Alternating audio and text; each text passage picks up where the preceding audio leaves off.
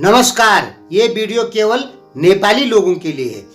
आज हम बताएंगे इयान बेकर के बारे में। इयान बेकर कौन है? ये नेपाल से विदेशी लोगों में सबसे ज्यादा प्यार करने वाले आदमी हैं। यानी नेपाल को सबसे ज्यादा प्यार करने वाले ये आदमी हैं जो कि विदेशी नागरिक हैं। ये अमेरिकन नागरिक हैं और ये बहुत फेमस नागरिक हैं। इन्होंने बहुत सारी पुस्तकें लिखी हुई है। तो ये नेपाल से बहुत ही ज्यादा प्यार करते थे। इन्होंने अपने जीवन का लगभग 25 साल नेपाल में बिताया। हिंदू धर्म में पूर्व जन्म की मान्यता है, यानी हिंदू जो लोग होते हैं वो नए जन्म को या पूर्व जन्म को मानते हैं। तो दोस्तों, ये जो बेकर हैं, मुझे लगता है कि इनका जन्म कहीं ना कहीं पुराना जो जन्म रहा होगा वो नेपाल में हुआ होगा, क्योंकि इनका जो नेपाल के प्रति प्यार था उसे देख के ऐसा लगता है।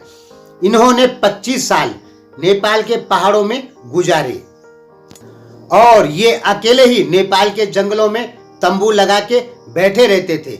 लोग कहते हैं कि ये जंगल और पहाड़ों से बात करते थे।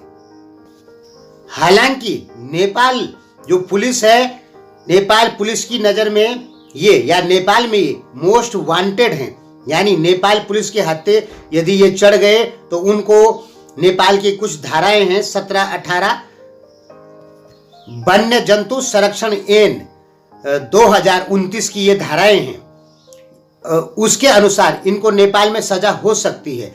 नेपाल जो पुलिस है उसने इंटरपोल को कई बार सूचनाएं दी हैं कि इस आदमी को पकड़ के हमें सौंपे, और ग्रीस में ये एक बार पकड़े भी गए थे। नेपाल पुलिस ने जो इंटरपोल को सूचनाएं दी थी, उस सूचना के आधार पे ग्रीस पुलिस ने इन्हें पकड़ा भी था, लेकिन इनको नेपाल पुलिस को नहीं सौंपा गया। इनके ऊपर क्या प्रॉब्लम है, माने नेपाल में ये मोस्ट वांटेड क्यों है, जबकि ये नेपाल को सबसे ज्यादा प्यार करने वाले विदेशी नागरिक हैं। इन्होंने 25 साल नेपाल के जंगलों और पहाड़ों में ही गुजारा है और वहां की प्रकृति के साथ मेल मिलाप किया है, यानी वहां पे रहे हैं अकेले पहाड़ों में। हुआ क्या कि ये पहाड़ों में, हिमालय क्षेत्र में, हिमालयन जो एरिया है वहां जाते थे, गांव-गांव में जाते थे। इनको जंगलों में या गांवों से ये जो वन के जीव होते हैं, पशु होते हैं, उनकी खाल, जिसे छाला कहते हैं आप लोग, चमड़ा इकट्ठा करते थे।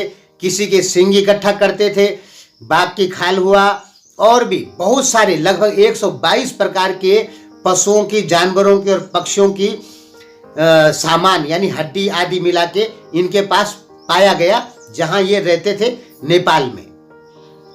तो ये सामान उन्होंने कब इकट्ठा किया? जब ये जंगलों में जाते थे और उनको कोई मरा हुआ पशु मिल गया तो उसकी वो खाल ले आते थे या किसी के सींग ले आते थे।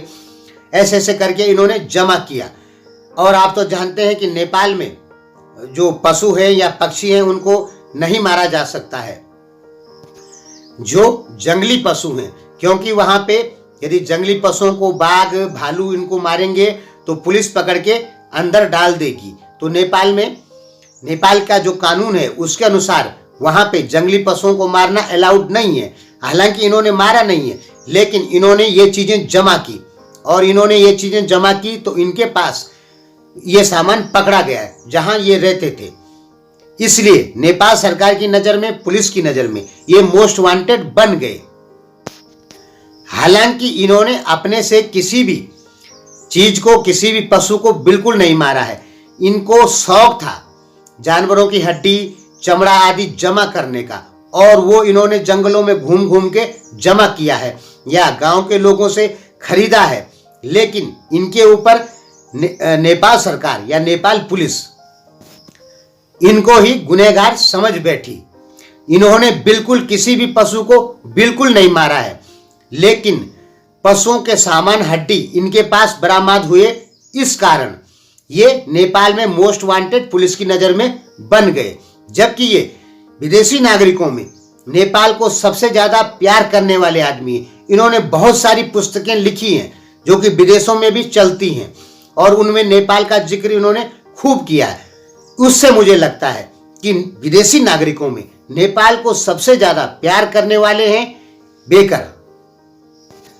आप खुद ही सोचें कि जो आदमी 25 साल नेपाल के जंगलों और पहाड़ों में बिता दिए, वो कैसे बिता दिए। क्या उनको कोई स्वार्थ रहा होगा? बिल्कुल नहीं। उनको केवल नेपाली भूमि से प्यार था। हाँ, उनके पास जो वन्य जंतुओं के सामान मिले, हड्डियां मिली या कुछ भी सिंग विंग मिले, वो उन्होंने इकट्ठा किया है। अपने से किसी पशु को नहीं मारा है। मैंने इनका एक लेख पढ़ा था ना अभी, इसलिए मैंने सोचा कि आपको भी बताया जाए। बहुत बड़ा लेख पढ़ा। उस लेख को पढ़ने के बाद मुझे ऐसा लगा कि हाँ, ये नेपाल से प्यार करने वालों में हैं। इन्होंने नेपाल को अपनी पुस्तकों में स्वर्ग की उपाधि दी है। आज के लिए इतना ही। धन्यवाद।